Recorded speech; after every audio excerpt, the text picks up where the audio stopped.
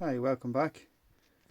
I'm upgrading the hot end cooler fan on my Ender 3 V2 Neo, and I was just about to snip the wires when I realised I could just peel back the label and unsolder these wires directly from the PCB, which happens to be marked with the polarity. So it's very easy. If I want to use this fan again, I can just resolder it back in.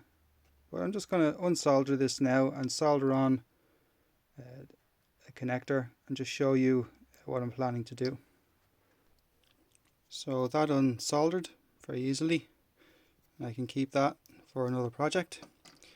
And I've just soldered on a connector here with the new fan, and I'm going to put heat shrink down just to cover the connections.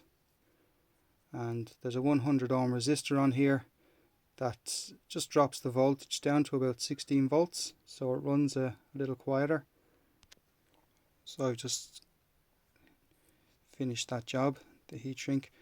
So that's how to change the hot end fan without snipping the wires on your existing fan, so you have enough length to replace it back if you ever need to.